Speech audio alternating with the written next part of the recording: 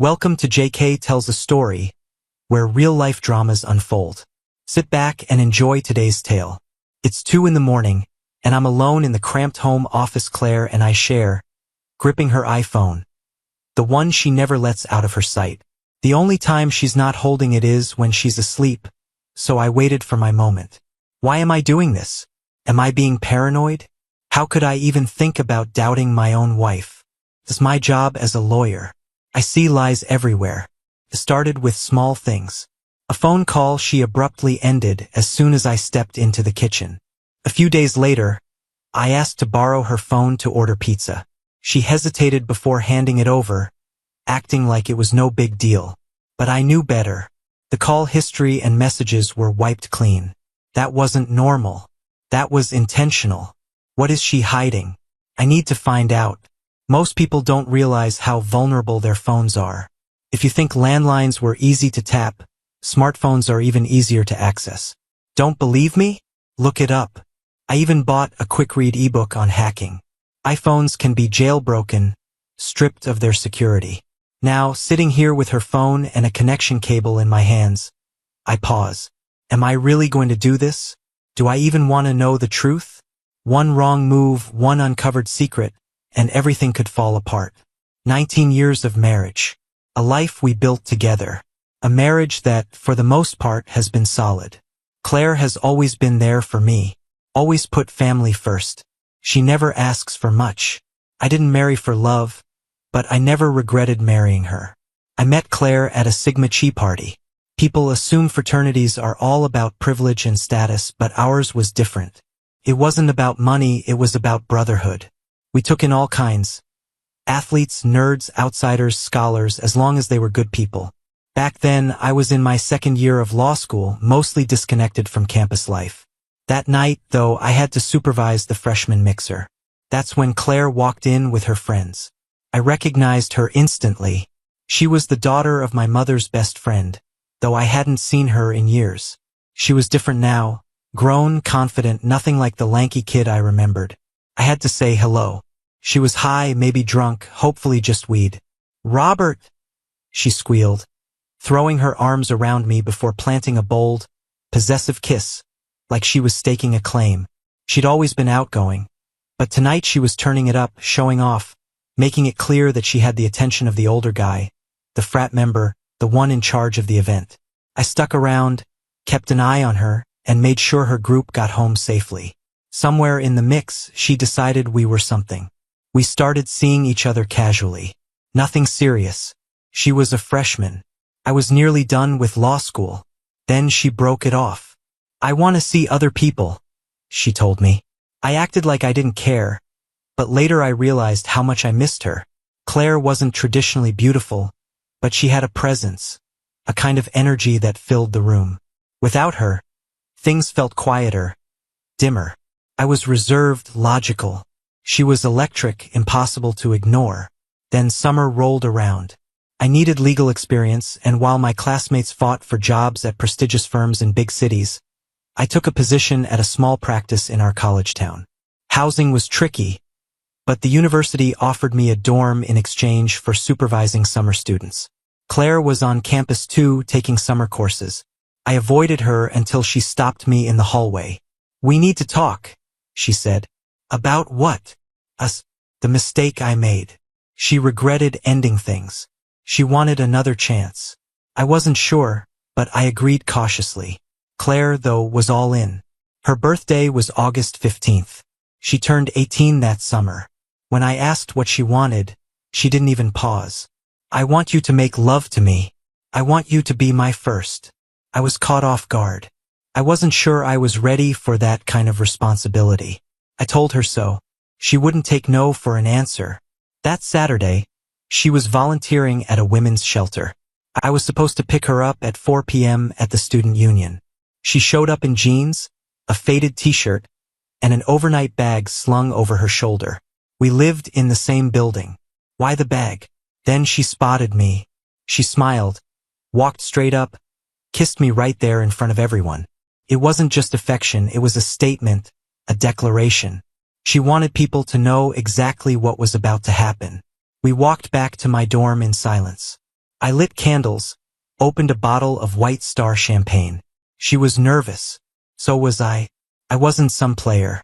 I'd only been with 2 women before, and those experiences were brief. But Claire had expectations. We drank slowly. The evening unfolded naturally, and what happened between us that night changed everything. Being with Claire was different from anything I'd experienced before. She was fearless, uninhibited, completely present in the moment. She craved closeness in a way I'd never known. Over time, intimacy became just one part of what we had. We became a real couple.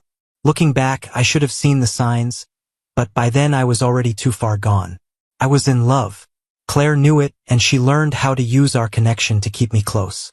I became an extension of her, a possession she wore proudly, making sure everyone knew we were together.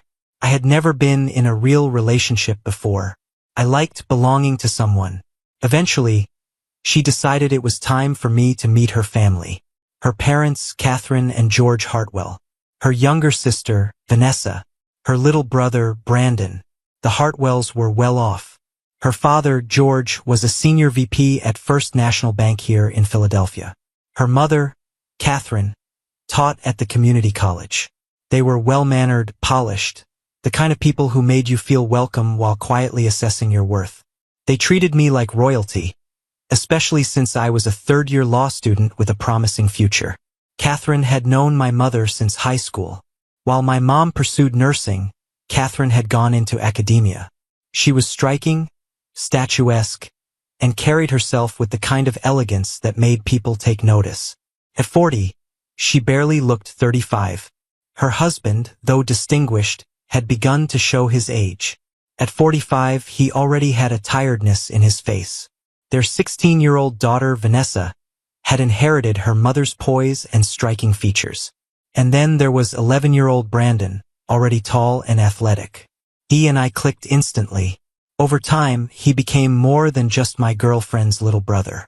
He became my best friend. Long before we ever became a couple, my family had already embraced Claire. She was practically part of our household, welcomed as if she belonged. Even my younger sister, Susan, idolized her. Unlike the Hartwells, we weren't well off. My father, Frank Mitchell, co-owned a family-run equipment rental business with my Uncle Vincent. While my uncle had a rigid approach and wasn't particularly sharp, my father was the real reason the business thrived.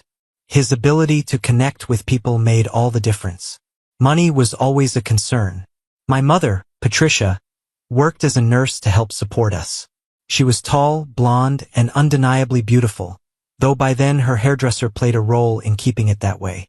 She'd worked night shifts for as long as I could remember and had eventually worked her way up to head nurse at the hospital.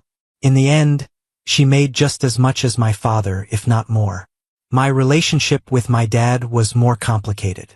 He was outgoing, always encouraging me to step outside my comfort zone. Pick your battles, he'd say. Avoid a fight if you can, but don't be afraid to stand your ground. We often saw things differently, but one thing was certain. He approved of Claire. She's the one for you, he told me. She's got the brains and the looks, just like her mother. Growing up, my favorite nights were the ones when my mom worked the late shift, 4 p.m. to midnight on Fridays and Saturdays. Dad would let me stay up late. He'd pick her up while I looked after my siblings, and when they got home, they'd bring burgers and milkshakes. Sometimes, though, she came home alone much later than usual.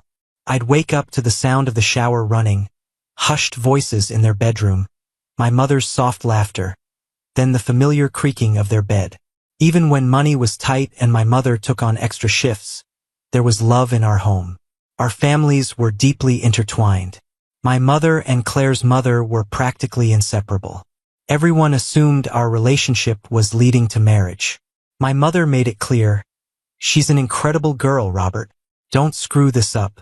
We're all waiting for the wedding." She loved me, but in her eyes I was still a kid.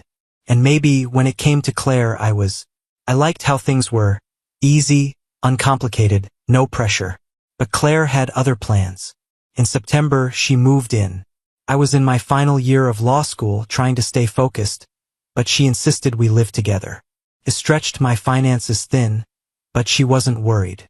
a few subtle hints to her mother, and her allowance was increased. With that, expectations changed. Our relationship had to be serious. By May, marriage wasn't a question of if, but when. One night, frustration creeping into her voice, she asked, "What are you waiting for?" To her, it was simple. I had been her first, which in her mind meant I owed her commitment.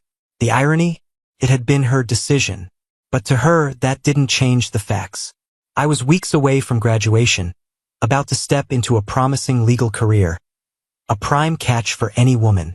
Claire, still finishing school, wasn't about to be left behind. She had invested too much, played her cards too well. Claire always saw life through the lens of what's good for me is good for us. And the worst part? She was right more often than not. Her instincts were better than mine. She pushed me forward, made me stronger. With her, I felt like the best version of myself. So if she wanted a ring before I left college, why was I hesitating? It wasn't that I didn't love her. I did. Being with her was effortless. She made my life brighter. She kept me locked in a cycle of passion and comfort. With her in my bed, I had no interest in anyone else. I know men who can't pass a beautiful woman without wondering what she's like. With Claire, that thought never crossed my mind. I had everything I wanted. But forever? I wasn't ready. I made excuses. She was too young, only 18, while I was approaching 25. It was a logical argument, but not an entirely honest one. My mother saw right through it. "Claire is more mature than you," she said flatly. "I was 17 when I married your father. It's not about age. It's about whether you're ready to be a man. And the fact that you're hesitating after living with her like a married couple proves you're not." She wanted me to grow up. I wasn't sure I was ready. "She's only 18, I said. "What if she wakes up one day and realizes she missed out on being young?" "You're the one afraid of missing out," my mother countered. "You're going to get your law degree, start your career, and leave her behind." She wasn't wrong. In the end, Claire had too much influence and too many people backing her up. I gave in. We got married a week before I took the bar exam. I never had a bachelor party. I barely had time for one. I was pulling 20-hour study sessions for the Pennsylvania bar, one of the toughest in the country. Even top law school grads faced significant challenges with its pass rate. By the time my results came in, Claire was 3 months pregnant. Officially, it was an accident. But anyone who believed that was naive. Claire had secured her place. 3 days before my bar results were released, we found out we were having twins. I was already on edge, waiting to find out if I had passed. My job at the firm where I'd interned during the summer, the job our future together depended on, required it. Failing meant losing everything. Passing meant a salary increase we desperately needed. But even with that, money was tight. I worked 60-hour weeks just to afford diapers. Claire didn't let pregnancy or finances slow her down. She took her last final of junior year an hour before her water broke. 5 hours later, without a single complaint, she gave birth to 2 perfect, identical baby girls. For me, it was love at first sight. 18 years later, I still love them. But not in the same way. Those first few years were a struggle. Money was tight, and our apartment felt smaller by the day. But Claire never complained. Fatherhood was a mix of wonder and fear. I'll always remember tucking them in at night, reading Make Way for Ducklings, Charlotte's Web, and Anne of Green Gables. They were my little world, believing I could solve any problem, make the rain stop just by smiling. Life wasn't easy, but their hugs, their laughter, it made every hardship worth it. But not every day was filled with bedtime stories and warmth. The night both girls were rushed to the hospital with flu complications, I crumbled. Claire didn't.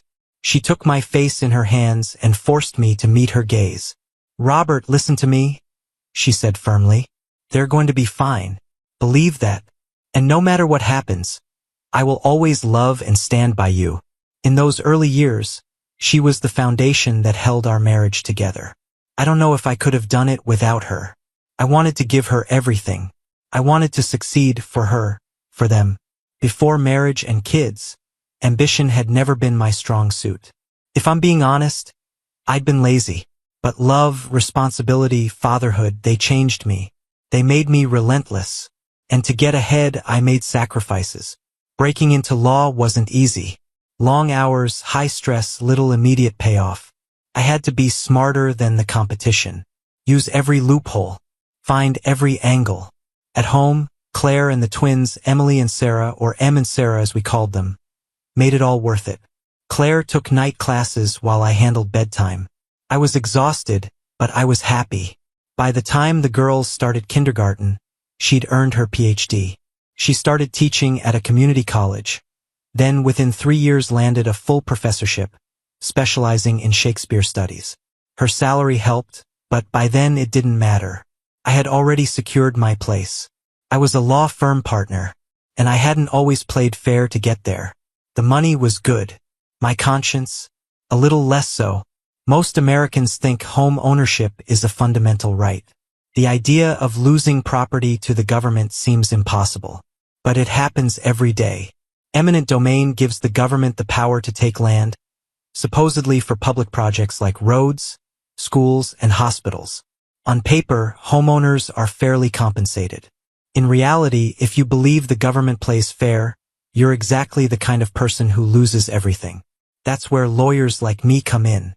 Eminent domain cases follow rigid procedures, and a skilled attorney knows how to exploit them. Most homeowners don't have legal representation, or they hire someone inexperienced. The key to winning in this field is simple. Be the first name people see when they need help. I had an advantage. My last name, in law school Mitchell, came right before Michael's, which meant I spent 3 years seated next to Thomas Michaels, a sharp, ambitious guy with deep political connections. He climbed the ranks fast, landing a role as legal counsel for the Pennsylvania State Senate's Legislative Committee on Corporations and Land Use. That committee oversaw eminent domain cases. Eminent domain wasn't about public projects anymore. It was a tool, a way for the powerful to take from the weak. These days, seized land doesn't go toward highways or hospitals. It gets handed to private developers. They call it redevelopment, but really it's theft with paperwork. Think I'm exaggerating? Look at the cases in Philadelphia. Prime real estate seized under eminent domain, then handed to corporations at a fraction of its value. The deals save developers millions. Conveniently, the media never reports that part. My job was to fight for my clients, or at least fight within the system's limits. I played the game well. I hired appraisers who knew exactly what numbers I needed. I made sure government officials handling property valuation had quiet side gigs with me. My clients got better deals than they ever would have on their own. But the real key to staying ahead? Knowing what was coming before anyone else. That's where Tommy came in. It started small, a casual heads-up about a land grab along the Schuylkill River waterfront. Then it became a pattern. Cash for information. Tommy had a weakness. Gambling. Horses, slot machines, casinos. He was always in debt. Not bribes exactly, just loans. Loans that were never paid back. My firm's partners were impressed by my ability to predict opportunities.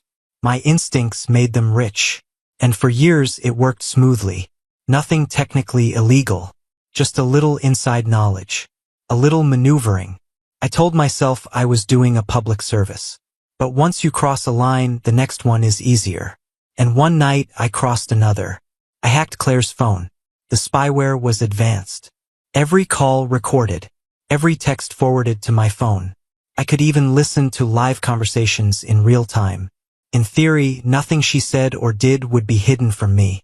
Reality, of course, was messier. The first day, she spent 5 hours on the phone. Sorting through the recordings was tedious. 45 minutes talking about a dress she saw at the mall. A full hour spent discussing a book with a friend. 3 weeks of listening to mundane conversations convinced me I was being ridiculous. I was ready to uninstall the software. And then the messages came. I was in a meeting when my phone buzzed. 3 notifications, one after another. Claire and I rarely texted. Neither of us were big on it. I checked. 3 intercepted texts. Remember, we only have 2 days, Derek. I miss you so much. When and where? Then a reply, Cooper's at 12:30. Love you. Took a moment for my brain to catch up. Claire had a lunch date with someone named Derek. Someone she missed. Someone she loved. Cooper's was a small, quiet restaurant just outside the city. The kind of place you pick when you don't want to be noticed. It was already past noon. I wouldn't make it in time. But I had another option. I could listen in. I tapped into the spyware, connected my iPad, and got into my car. At first, all I heard was street noise. Claire was still driving. Then the muffled sounds of a restaurant. And then a woman's voice. "Good afternoon. Can I help you?" A man responded, his voice curt. "I'm meeting someone." A brief pause. Then the woman again, this time with recognition. "Oh, here he is." There was a shuffle, the sound of bodies shifting, a hug, maybe more. Claire sat down. They exchanged small talk. The man was smooth, confident. His voice was younger than I expected. Then, as I feared, he steered the conversation toward her. He flattered her. Her hair, her dress, her beauty, her youth. His words came easily. Seduction was second nature to him, the kind of skill that made me want to hate him. Then their meals arrived, and the tone shifted. And then I heard him say my name. "Your husband? That guy's a joke." Claire didn't object. "He's old, stiff, boring." The man continued. "He doesn't deserve you. This wasn't just a casual lunch. This was something else. Something deeper, more dangerous." His voice dropped, low and certain. "I want you, Claire. We could have something real." She hesitated. "I can't. I'm married. Robert and we're meant to grow old together." He scoffed. "He already is old. You're still young, Claire. Why waste that?" A long silence. Then softer, her voice wavered. "If I can't leave him, then we'll have to be careful." Another pause. Then barely above a whisper, she admitted. "I've never been with anyone but Robert. I love him. But you make me feel different. Like I need you to feel whole." "You just need me to show you," he murmured. "What you feel for him isn't love. It's obligation." She exhaled sharply. "I just need time. For everyone's sake." His response was impatient. "I've already been waiting." "I know," she said quietly. "But I have to do this the right way." "Fine," he said. "Just don't make me wait forever." I pull into the parking lot of Cooper's, staying far enough back to go unnoticed. Claire's car is parked close to the entrance. Through my earpiece, their voices continue, low, intimate. She's making promises, saying she'll figure things out.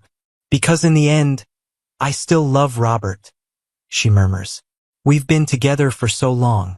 I owe it to him to hold our family together." "That's why I love you," he murmurs back. "You feel things so deeply. Then I see them." Claire looks stunning. Elegant, put together, dressed far more carefully than she had been when she left the house that morning. And him? He's tall, athletic, smooth-skinned with the deep complexion of polished mahogany. Handsome, maybe, depending on who you asked, but young, no older than 30. When they part, he pulls her close, his hands moving over her body, pressing against her. She lets him for just a moment before stepping away. I expected rage, but jealousy didn't hit me the way I thought it would. Did I want to hurt him? Of course. But I'd need a bat and an element of surprise. Would that be fair? No. But there's nothing fair about a man chasing another man's wife. I wasn't naive. He didn't love her. He wanted her. And when that novelty wore off, he'd move on. And something in me told me Claire knew that too. She wasn't blind to what was happening. She was making a choice. Not with him. With me. Did she really think I would stand for this? Our marriage was typical. Maybe 5% of men truly ran their households. The rest of us? We compromised. We adjusted. We made peace. I never won arguments with Claire. Even when I thought I hadn't. She got what she wanted. Always. Intimacy was no different.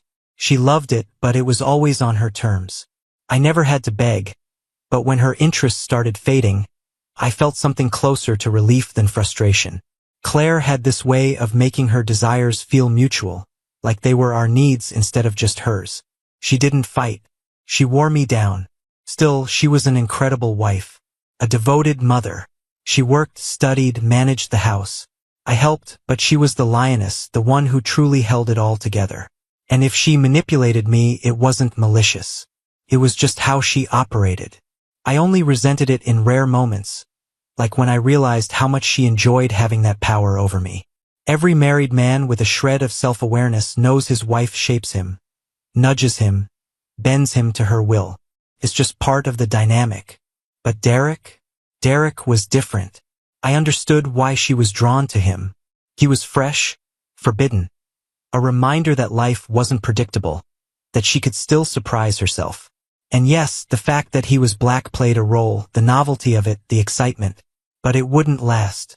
Derek was the first, but he wouldn't be the last. That thought unsettled me more than anything. Not because of him, but because I knew if Claire wanted to make me into the kind of husband who tolerated this, she could. And what were my options? Stay or leave? Leaving wasn't simple. We'd built a life together, raised children, been through too much. And I hated to admit it, but I needed her. After so many years, I didn't know how to not have Claire in my life.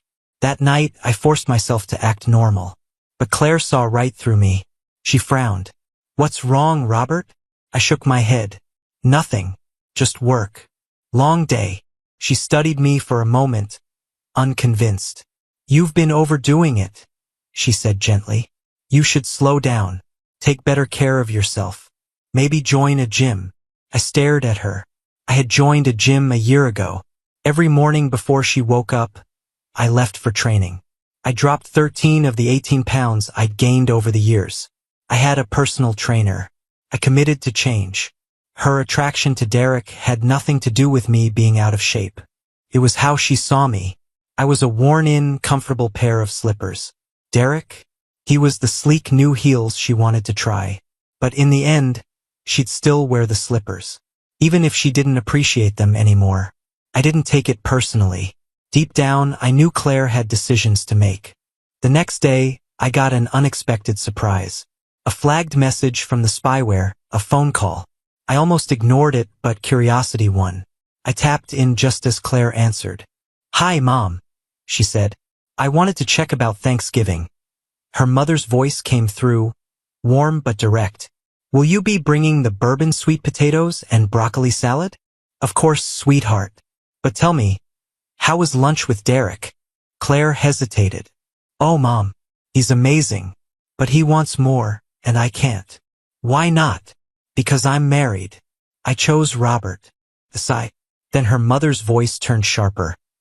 "You've given him everything, and what has he given you? You had opportunities to fix that years ago. You've lost your leverage. The kids are grown. You can't use them anymore."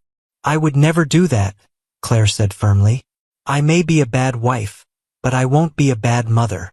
"Nonsense. You've been an excellent wife. Has Robert ever once complained?" "No. You built a perfect home, raised 2 smart daughters, and you out-earn him. You made his life easy." Claire's voice wavered. "Yes, but this is cheating." "Only if he doesn't agree," her mother countered. "Listen, men and women aren't the same. You know how it works. Women peak later. Men's drive fades, but ours grows. We need variety. They just want release. You could satisfy multiple men while Robert's limited by his stamina. If he loves you, he'll understand." A long pause. Then Claire sighed. "I don't know. Robert's sentimental. Do you really think he'd accept this? And if he doesn't, I don't want to lose him." "You won't," her mother assured her. "Look at your father. He's no genius, but I've had other men for nearly 30 years. He adjusted. Robert will too. Patricia made sure of that when she pushed him to you. Let me talk to her. She understands him better than anyone." Then, after a few more pleasantries, the call ended. I sat there in silence, disbelief tightening in my chest. Forced me to marry Claire. A sick feeling crawled up my spine. I had always suspected something, but I had never let myself accept it as truth. And now, listening to Claire's phone, I'd confirmed more than I was prepared to handle. Hearing the unfiltered thoughts of the people around you is like staring into a mirror that strips away every comforting illusion. and what I saw staring back at me wasn't much. For days I expected something to shift, some confrontation, some revelation. But nothing happened. Then another call came through, this time from Emily. "Hey Mom. Sarah and I are getting in late Tuesday for Thanksgiving, but we'll have to head back Saturday. We have plans with some football players after their game on Sunday." "Oh, all right," Claire replied. "I'll let your dad know. But isn't Sarah still seeing that swimmer, Rick?" "She is," Emily said, laughing. "But he just has to deal with it." Claire sighed. "I guess times have changed if men are just okay with their girlfriends dating other people." "Oh, Mom, don't be so old-fashioned. But while we're on the subject, how's it going with Derek?" "No, absolutely not. I'm married to your father," Claire said firmly. Emily chuckled. "Come on, Mom. Dad's an old man. You're still young. You can't let some outdated ideas hold you back from having a little fun. He'll understand. He loves you. It's not like he has a choice. Who else would want him?" Laughter rang through the phone. Then Sarah's voice chimed in. "Mom, do you want us to talk to Dad for you? We can explain, remind him of everything you've done for him. He adores you. And honestly, it's unfair for you to be tied down to just one man forever." Claire hesitated. "I don't know. He never argues with me, but he's sensitive. When he was younger, he could have strayed, but he never did. I don't think he'd see it the way you two do." "But he loves you," Emily pressed. "If you tell him how much this means to you, just remind him he'll always come first." "That's what I told Rick," Sarah added. "And he's fine with it." "Well, your grandmother is already speaking with Grandma Hartwell. I just hope your father understands that Derek isn't a replacement. What Derek and I have doesn't even come close to what your dad and I share." Hearing my daughters talk about me that way didn't just hurt. It devastated me. And the worst part? I should have taken comfort in the fact that they still believed Claire loved me. But I didn't. For days, I wrestled with it, unable to make sense of my own emotions. Then I took a hard look at myself. Sure, I'd been working out. I was in better shape than I'd been in years. But I'd ignored the gray overtaking my hair, the outdated clothes I wore out of habit. Lawyers are supposed to look polished, not old. So I went to an upscale salon. The grays were toned down, my hair cut and styled properly. Claire didn't say a word. Next, I replaced my entire wardrobe. Not in New York, in Philadelphia. Sharper suits, more modern fits.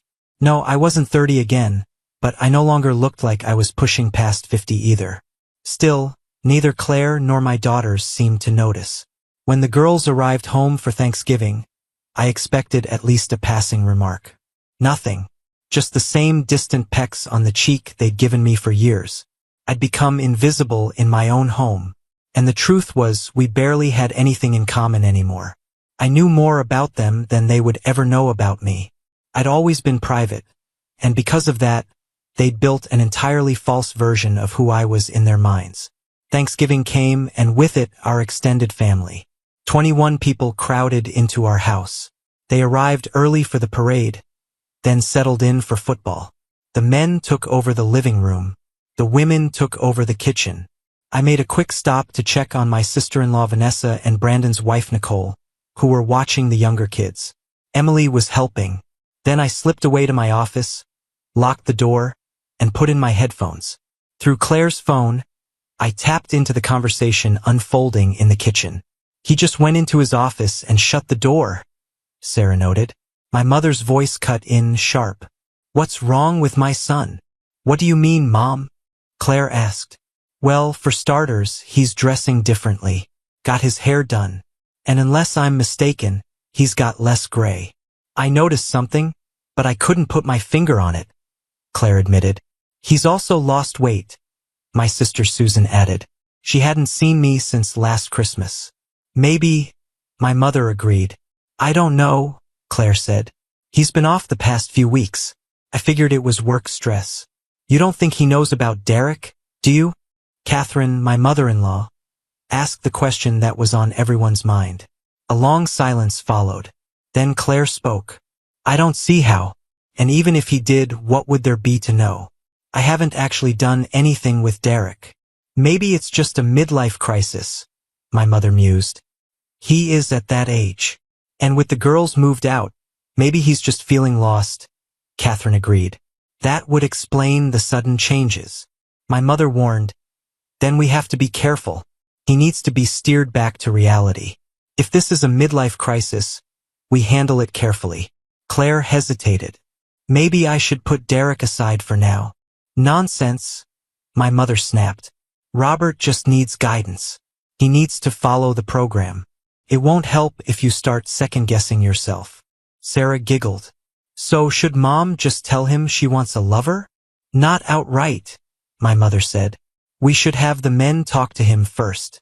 Let him hear it from his father and George. They've been through this. They're happy. There's no reason Robert can't be too. But if he's feeling insecure, now isn't the time to throw a younger man in his face. We need to ease him into it. You mean ease him into accepting another man in his wife's life? Sarah asked, barely suppressing laughter. Of course not, my mother snapped. Your father is a good man, proud man, a devoted husband.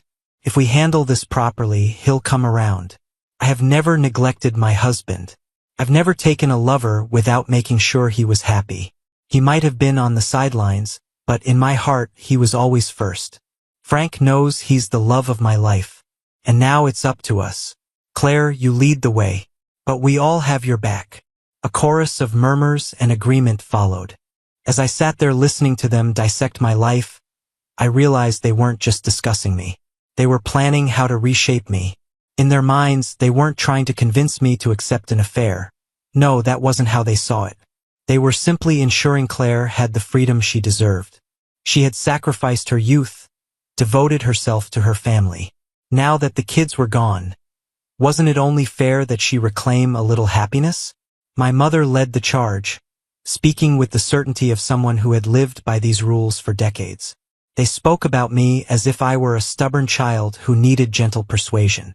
I listened until I physically couldn't take it anymore. Tearing off my headphones, I left my office, walked straight out of the house, and kept walking. I wandered for miles, thoughts racing, anger simmering beneath my skin. By the time I returned, the house was still filled with laughter and conversation. No one had even noticed I'd been gone. Later that night, after the guests had left and the girls were upstairs, Claire finally asked what was wrong. I don't know, I admitted. It just feels like everything's changing, and maybe I'm not ready for it. She curled up beside me, wrapping herself around me like she always did. No matter what happens, I will always love you. You've always been and will always be the most important person in my life. Once, that would have reassured me. Now it just felt like a carefully placed weight on my conscience. She always knew how to make me feel guilty. The first Saturday in December, I went to an Eagles game with my father and father-in-law. George got the tickets. My dad covered the limo and drinks. It was all part of the plan. After the usual small talk, they got to the real reason we were there. They tried to sell me on the idea, how a younger lover would make Claire happier, how real love meant letting her have what she needed. I let them talk. Then, as the game wound down, I finally spoke. If I ever catch Claire with another man, our marriage is over. No exceptions. For 20 minutes, they argued, called me immature, narrow-minded. I didn't budge. If she cheats, I leave. Who wants a wife who sleeps around? That silenced them for a moment. Then they excused themselves for a bathroom break. By the time they returned, the stadium was nearly empty. We rode home in silence. What I didn't know was that their little bathroom break included a phone call home. By the time we arrived, my mother and mother-in-law had already spoken to Claire. The wheels were already in motion. Less than a week later, they took me to a high-end gentleman's club. Dim lights, overpriced drinks, half-dressed women everywhere. And of course, the same tired argument about mature marriages. I sat there, sipping soda, listening to their nonsense. Then I stood. I can't imagine trading my wife's loyalty for a lap dance. And with that, I left. Took a cab home. They never brought it up again. As Christmas approached, I knew Claire and Derek had set a date. They had time off. I was supposed to be at the office. But they had overlooked one thing. They weren't the only ones keeping secrets. I wasn't a saint. For years, I'd walked the fine line between ethical and profitable. Then one day I stepped over it. It started with land, worthless little parcels with barely any road access. Farmers, desperate for money, had sold off the roadside plots, leaving their main properties stranded. Then a major retailer needed land for a warehouse near the turnpike. They also needed a new highway entrance. And Tommy, my well-placed friend, knew about it before the public did. While offering legal assistance to property owners, I spotted a for sale sign. 250 acres of neglected pasture, leftover land from an old dairy farm. On paper, worth maybe $1,500 an acre. But soon it would be worth 20 times that. I drained my savings, emptied my 401k, left myself broke. I buried the purchase under a Wyoming shell corporation. Sanitized. No paper trail. I couldn't tell Claire where all our money had gone, so I lied.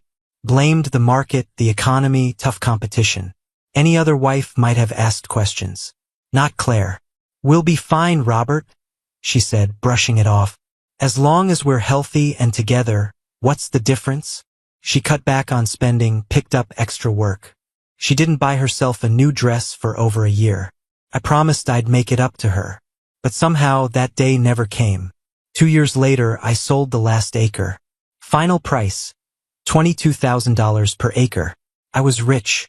But by then, I'd already started buying ahead of the state, always staying just outside their official acquisitions. People started asking questions. The real insiders, politicians, developers, didn't want an investigation. As long as I kept quiet, they left me alone. I never spent the money. I told myself it was for our future. Someday I'd come up with a clean explanation. The last thing I wanted was for Claire to know what kind of man I really was. Christmas Eve was for extended family. Christmas Day was ours. As always, Claire and my mother had orchestrated everything.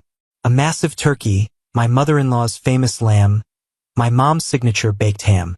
I was unloading the turkey from Claire's brand new Mercedes, a birthday gift from her parents, when my mother approached.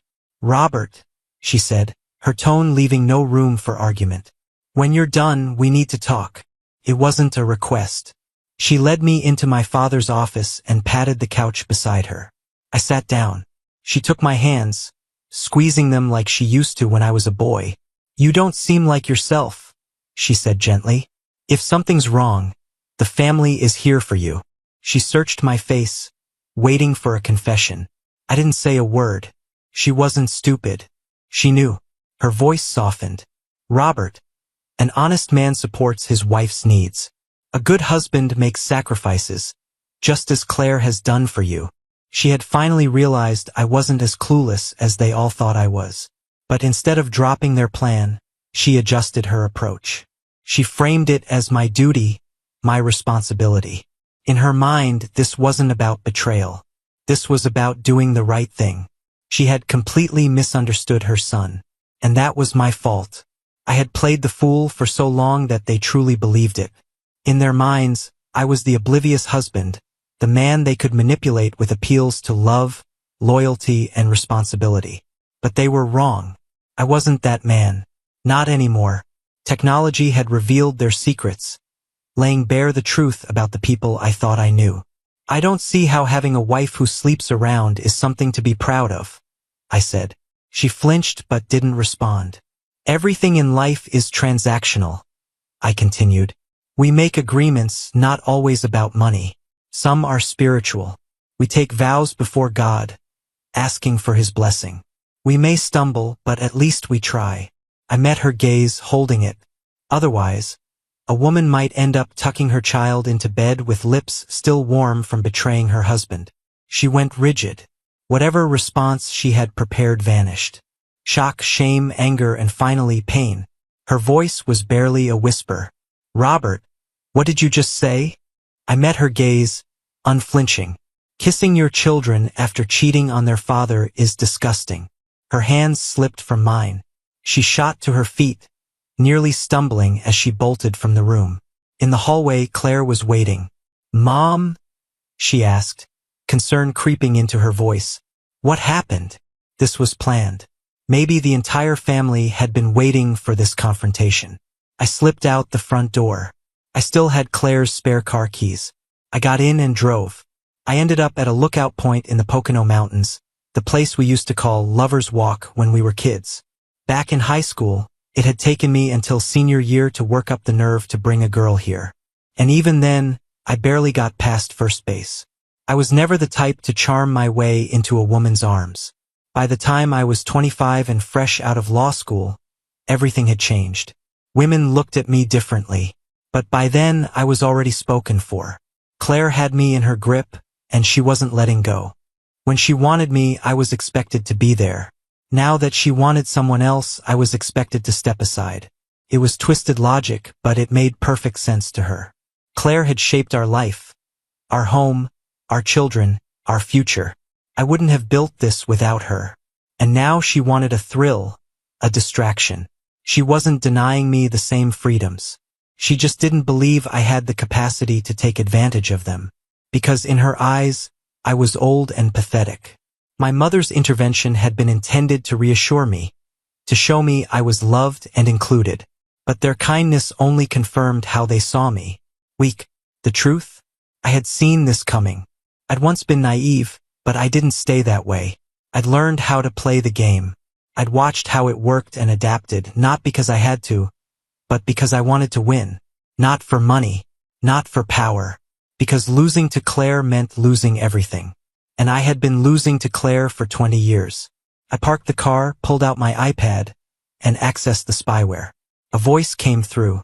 Emily's. He's gone, and Mom's car is missing. If we're lucky, he won't come back.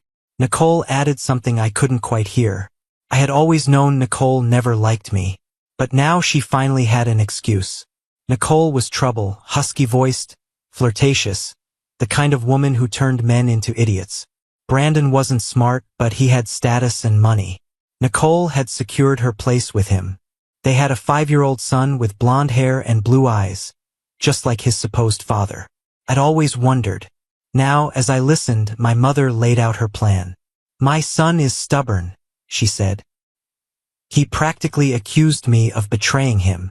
That doesn't sound like Robert, my mother-in-law said. He's too good a man for that. He knows too much, my mother replied. The men must have slipped up. Claire's voice cut in, tense. So what do we do? I don't want to lose my husband. We have to be smart. If he won't agree willingly, we'll need to convince him. My sister chimed in. We shouldn't underestimate my brother. He was always calculating. She was talking about the poker game.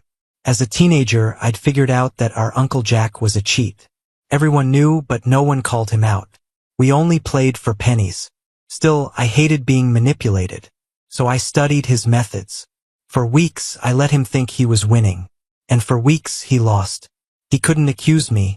Doing so would expose his own tricks. Eventually, the poker game stopped, and Uncle Jack never spoke to me again. Yes, but Robert has a weakness, my mother said. Then she laid out her strategy. Booze. I rarely drank. A few too many, and I was out cold. At the New Year's Eve party, they would keep my glass full. Meanwhile, Nicole would play her role. Flirting, making suggestions, leading me toward what they needed to happen. Once I was drunk enough, they'd take me upstairs, strip me down, and put me in bed with another woman. They'd take photos. By morning, I'd wake up confused, hungover, with proof that I'd been unfaithful. With that kind of leverage, what could I say? I'd have no choice but to accept Claire's new arrangement. Of course, that didn't mean I would be allowed the same freedom. This wasn't about fairness. This was about control. Claire wanted her freedom. I was supposed to accept it. The problem? Nicole didn't want to go through with it. Do I really have to sleep with him? She asked, her voice dripping with disgust. You don't have to do anything, my mother assured her. Just get him in bed, undressed, and let the pictures do the rest. But even that was too much for Nicole. So they chose someone else. My brother Samuel's wife, Jessica. Timid, quiet Jessica. Newly married, pregnant. She agreed because she wanted to fit in. She was perfect, She wouldn't argue. She wouldn't make it difficult. She would be the perfect witness. Innocent, unquestionable. Sitting in Claire's luxury car, I stared out over the dark rolling hills of the Poconos. The fog drifted across the valleys below, and distant lights from small towns shimmered under the moonlight. Perfect place for an old legend. But not the place to listen to your marriage die. Then I heard Claire's voice. We need to give Robert more time. A second voice responded, cautious. What about Derek? Will he wait? Claire hesitated. Derek is worried. We're both off this week. He thinks it's the perfect time to, well, as he puts it, rent a room. Pause, then a sigh. But I need my Robert. He is my first and true love. Then another voice, my mother's, cold, certain. Our plan will work. It's harsh, but Robert deserves it. I'll talk to him first, Claire said. But I won't keep Derek waiting forever. And just like that, the conversation ended. I had no choice but to return to Christmas dinner. The atmosphere was cold, tense, except for Nicole, who had clearly accepted her assignment. Flirt with the aging husband they needed to manipulate. I barely had a chance to pick up my fork before Claire reached for my hand. Come with me, she said. I glanced at my plate. What about dinner? We're not staying, she replied. We need to talk. Is there anything left to say? Yes, she insisted. But instead of talking, she drove us straight to the Hilton. She had booked a room. A chilled bottle of White Star champagne sat waiting on the table. I exhaled sharply. You remembered. How could I forget? She murmured. It was my first time. This is the last time, I said. She shook her head. No, not if we can help it. She kissed me. Slow, deliberate, insistent. And as always, it led to intimacy. Afterward, she curled against me, whispering the same words she always did. I love you. I always will. You're my forever. No one else will ever take your place. I exhaled, staring at the ceiling.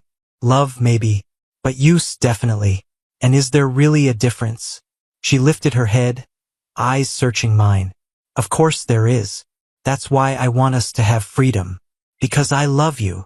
I shook my head. A caged bird stays because it has to. Don't open the door and expect it to stay. She frowned. What does that even mean?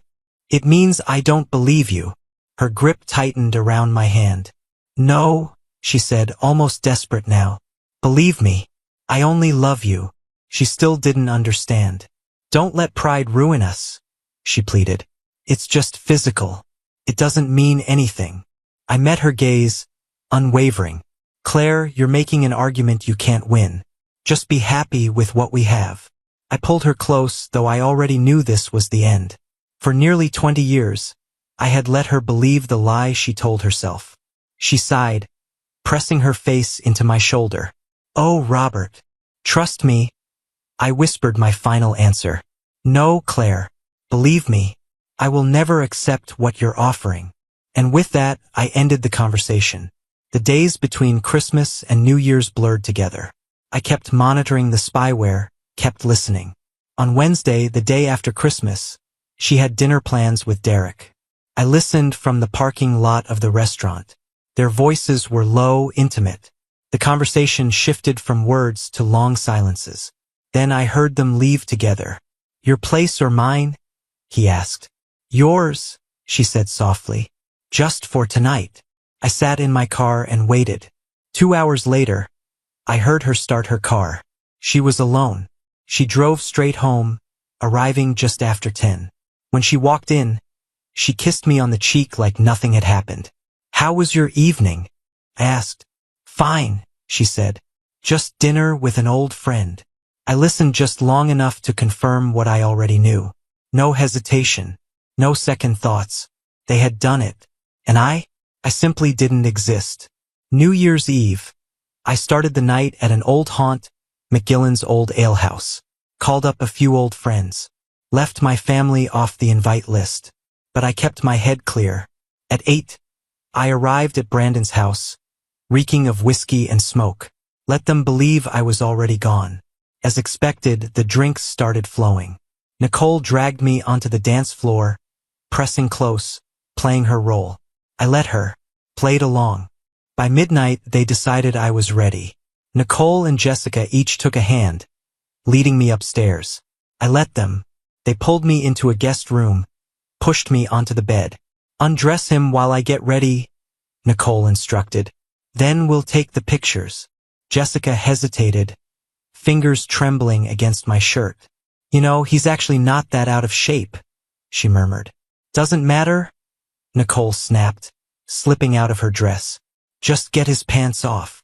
Jessica reached for my belt. That's when I spoke. I don't think I want you to do that unless Nicole is actually willing to sleep with this old, not-so-fat man. Jessica recoiled as if she'd been burned.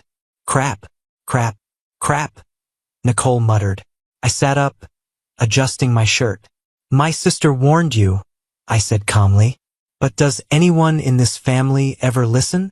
Nicole's face contorted. I stood, buttoned my cuffs, and smoothed out my jacket. Now, I said, go downstairs and send up the woman who calls herself my wife. They scrambled from the room. I listened to the chaos below, rushed whispers, panicked shuffling. I didn't bother eavesdropping. That part of the game was over. Minutes later, Claire appeared in the doorway. You wanted to see me? Her voice was small. Yes, I said. Come in. Sit down. She stepped inside. Her face was blotchy from crying. Her nose ran and she sniffled, pathetic and desperate. She wasn't sorry. She was sorry she got caught. What do you regret, Claire? I asked. Wanting another man? Or being in his bed last Wednesday? She gasped, panic flashing in her eyes. No, Robert, please. I love you. It didn't mean anything. You have to believe me. I know you love me, and I know you'll forgive me. She really thought that.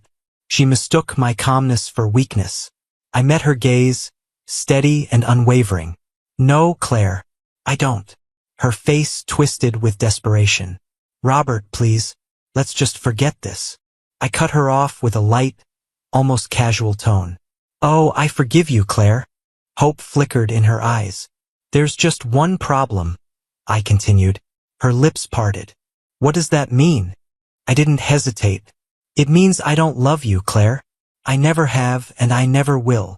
She sucked in a sharp breath. That's not true, she whispered. You're just angry. I laughed low and quiet. Do I seem angry? She blinked rapidly, as if trying to rewrite reality, to make this moment something it wasn't. I spent 19 years in this marriage, I said. It wasn't bad. A gilded cage, maybe. But now the door is open, and I'm walking out. Gratefully, she grabbed my arm. Robert, stop. You're not leaving me over this. Oh, I am, I said. You wanted an open marriage. I'm giving you the most open marriage possible. One without a husband. I turned toward the door. Her voice sharpened. What will you tell our daughters? I paused. Nothing. Goodbye is all I have for them. And for you. She inhaled sharply. You don't mean that. I shrugged. I'd like to believe they aren't mine, but considering who they are and who my mother is, I have no doubt. I stopped. That wasn't true. My real daughters, the little ones, would always be mine. The ones who sat on my lap, eyes wide, as I read Make Way for Ducklings. The ones who clutched my hand, whispering, Do you think the ducklings will cross the road? They never grew up, I murmured. They're still waiting for the ducklings. And with that, I walked out. Of course, my mother was waiting. She stood with my father, blocking the door. Where do you think you're going? She demanded. I smiled. Good question. I don't have an answer. I suppose to places I haven't seen in 20 years. Her expression twisted. So you're running? Just because life didn't go your way? No, I said simply. I'm leaving to find life. The one I missed. You need us, Robert. Who will take care of you? My father sighed. Think about this, son. Claire has been good to you. We all know how much you need her. I met his eyes. Sorry, Dad, I said, smiling. But I already left. You just never noticed. His brows knitted. The door was unlocked the whole time. You just had to turn the handle. I kissed my mother's cheek. Then I walked past them. I left my wife. I left my daughters. I left my family. I was free. Alone, yes. But in truth, I had always been alone. Only now I wouldn't be lonely for long. Because the old man still had the one thing that mattered. Money. And tonight I was cashing out. Thank you for your viewing. See you next time. If you enjoyed this, subscribe to JK Tells a Story for more tales.